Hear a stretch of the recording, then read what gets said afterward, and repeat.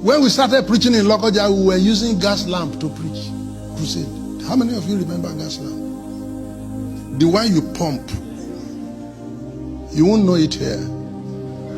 And since you don't know it, may you never know it. Of course, you can't know it again. It's gone. Somebody carried the lamp on his head and climbed table. Because of the person that is going to read the Bible, he will stand near the person. And if the kerosene is going down, you pump it on the head of the man. You told him, then you be pumping the thing on top of his head. Put your head correct because you pump it. And one day, the kerosene was reducing and the light of the lamp was going down. Then we sent a brother to please run to the other place where they sell kerosene and buy kerosene. He didn't come on time. He got there, they said the woman went out, but he didn't go far, so the brother stayed for the woman to arrive and bring kerosene. Meanwhile, the light was going down. And the brother just looked around in the days of Omiye and saw a bottle of water and thought it was kerosene. So he poured it, quickly cocked it and pumped it, and the light with water. Then the brother eventually returned with kerosene and went to look for where he kept his water and did not find it. The first thing he asked, who took this water from here? Then somebody said, we thought it was kerosene and we poured it. Then he started to argue. You thought it was kerosene, you can't smell. You don't know the difference between water and kerosene. What's wrong with you? That one said, don't talk to me like that. Am I your mate? Then he answered, this is how you used to do. And then he referred to another. That one said, you can't talk. As they were arguing, the light died. Are you able to get a message?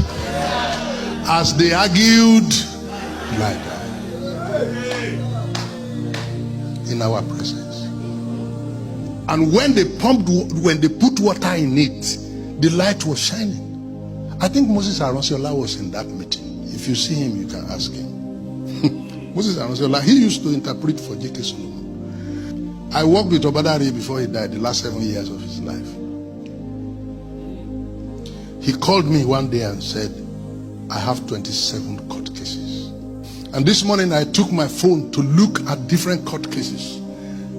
The number of court cases Assemblies of God has. Assemblies of God have a case up to Supreme Court where the Muslims are the one to decide who the General Superintendent of Assemblies of God in Nigeria will be. The Muslims in Supreme Court, they are the ones now to decide who the General Superintendent of Assemblies of God will be.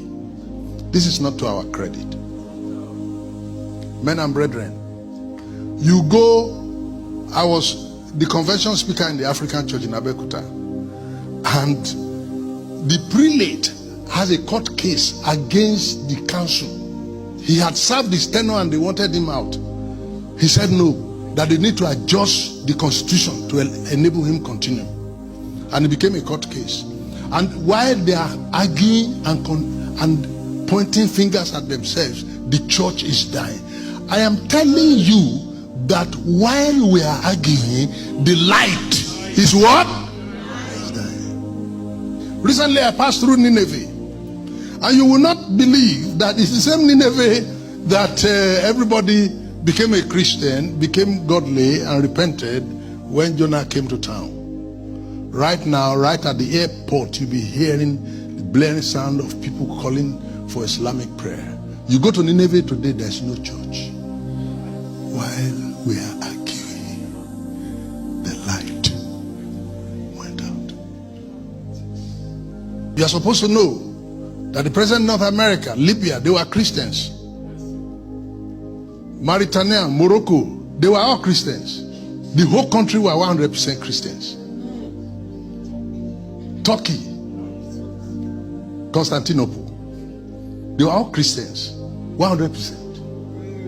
But when we came to a point when we were arguing about Holy Communion, we are arguing about baptism, we are arguing about the sacraments, the light.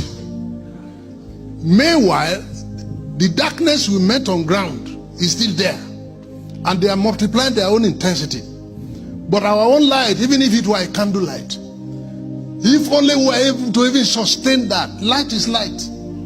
But even our light, so small, is going out.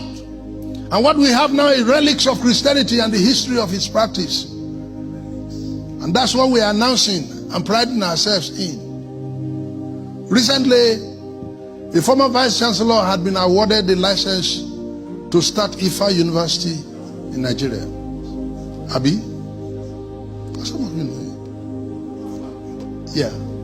And has approached the Nigerian Universities Commission, and they have given him license to start Ifa University in the same Southwest where we pride ourselves.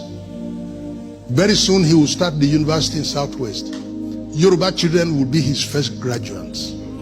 And what you are going to see is the setting up of Ifa temples all around. So people go to church on Sunday. That's how they will also be going to the Ifa temples to worship. This is where we're heading. As we argued, the light.